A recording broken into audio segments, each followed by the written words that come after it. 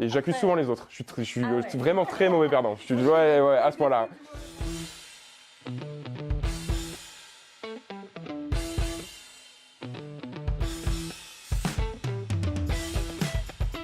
Pas d'accord. Le secteur banque assurance a toujours été justement au contraire pas mal présent dans tout ce qui est le sport. Donc en fait investir pour nous l'e-sport c'était quelque part quelque chose de naturel, aller voir, aller explorer quoi. Il y a plein d'acteurs de ce domaine-là qui sont présents même dans l'e-sport maintenant et justement c'est qui montrent la voie à suivre après le sport, l'e-sport.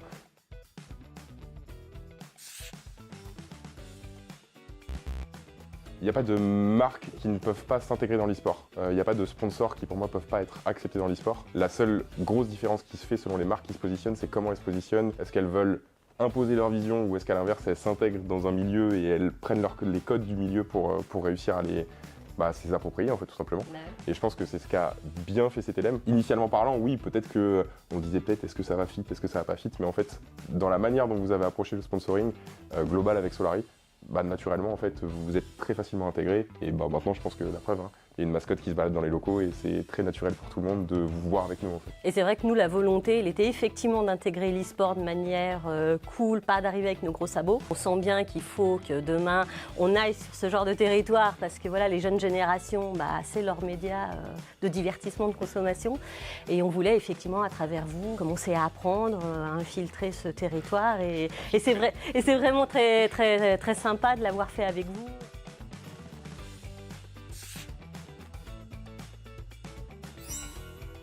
Pour des gens de l'extérieur, 90% en tout cas, quand on dit qu'on a un joueur pro sur un jeu, ça va être ouais mais enfin bon, il joue, c'est pas très représentatif, il est sur son PC toute la journée.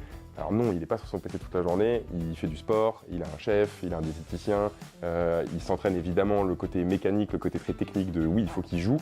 Mais après il y a tout un aspect stratégie de re-regarder les moves qu'il a fait avec son équipe, comment ça se passe, d'avoir un coach, un analyste qui vont analyser qu'est-ce qu'il doit faire en jeu, lui expliquer. Donc non, il y a tout un...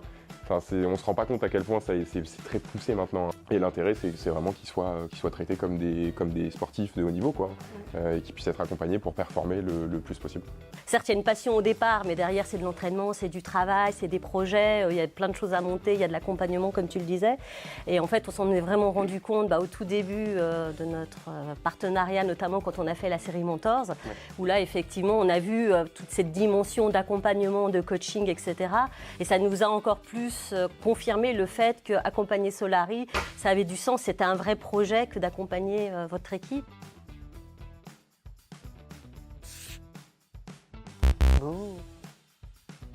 Nous, on a vu très vite que la moitié des gamers dans le monde, finalement, c'est bel et bien des femmes. Par contre, il est vrai que dans l'e-sport, tout de suite, la représentation féminine tombe un petit peu. Ce qui est moins vrai ces dernières années, et notamment, en fait, c'est ça qui nous a aussi plu dans accompagner Solary et la Solary Academy, c'est effectivement, en fait, que vous ouvrez la voie au fait de pouvoir accompagner des femmes à vivre de leur passion du e-sport. Et c'est vraiment, nous, des valeurs au niveau de notre entreprise qu'on souhaite soutenir parce que c'est de l'inclusion et c'est normal que les femmes, maintenant, puissent aussi participer à tout ce qui est e-sport, quoi. Ouais. Et ça rejoint un peu, en fait, la partie gamer professionnelle dont on parlait avant. Il y a tout un cadre aussi structurel que vont poser les éditeurs de jeux, typiquement nous sur la scène féminine League of Legends. Donc on a l'équipe académique qui est qualifiée, du coup, qui vient de se qualifier la semaine dernière pour la nouvelle ligue européenne qui est lancée par Riot Games, la ligue Game Changer. Et pour le coup, cette ligue-là, elle existe que depuis cette année, alors que en fait, des équipes féminines, il y en a depuis 5-6 ans. Nous, notre équipe féminine, elle existe depuis 3 ans maintenant.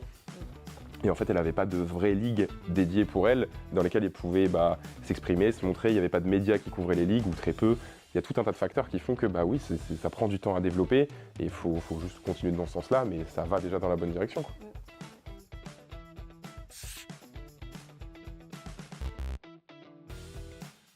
Tous les gens qui ont créé Solary, en gros, sont dans ce milieu depuis une quinzaine d'années. Et en fait, tous les gens qui les suivent, puisque c'est des influenceurs de base, ont grandi avec eux. Moi, le premier, moi je les suivais, je les connaissais pas à l'époque. J'ai 33 ans. On a tous à peu près dans ces eaux-là en termes d'âge sur les actionnaires, les streamers, les influenceurs. Mais du coup, en fait, notre communauté a vieilli avec nous et continue de nous regarder. Donc en fait, nous, on a une communauté qui est très mûre, mature. Je voyais des gens tout à l'heure qui étaient en bas qui me demandaient j'ai 40 ans, c'est mon frère qui m'a pris la place, c'est trop bien, comment ça se passe. Enfin, je pense que Alors c'est sûr qu'il faut faire l'effort de venir s'intégrer, mais il y a beaucoup de gens qui ne sont pas forcément jeunes qui le font au fur et à mesure. Je pense que ça va continuer à être de moins en moins jeune, parce que comme tu le disais, les gamers de la première heure, toi en l'occurrence, vous vieillissez. Et tu vas embarquer avec toi les gamers de demain. Donc ouais, ça va être un beau melting pot intergénérationnel. De génération en génération, oui, c'est un peu comme le sport, ça se passe et c'est un peu la même chose, je pense, pour l'e-sport. Ouais, puis j'ai vu qu'en fait, la moyenne d'âge du gamer en France, c'est 40 ans.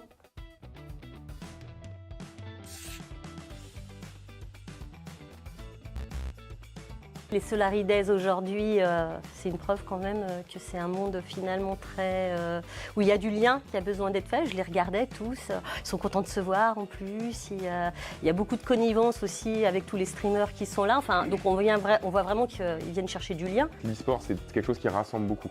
Et même nous, pour le coup, les streams ou le streaming, c'est quelque chose qui va rassembler parce qu'en fait, c'est 1000, 2000, 3000 ou 5000 personnes qui vont regarder une personne ou regarder un événement et qui vont se rassembler autour de ça. Le gaming, dans la globalité, c'est quelque chose, pour le coup, où il faut bien sensibiliser, où il faut faire attention justement à pas s'enfermer dans le jeu. Après, quand c'est même un minimum cadré, le jeu, c'est quelque chose qui nous permet de bosser la stratégie, ça peut être l'anglais, ça peut être la communication.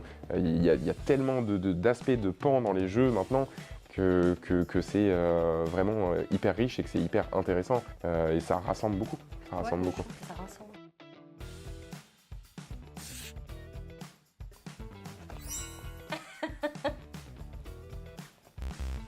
Ah ouais? Ok. Ah, moi je suis très très mauvais perdant.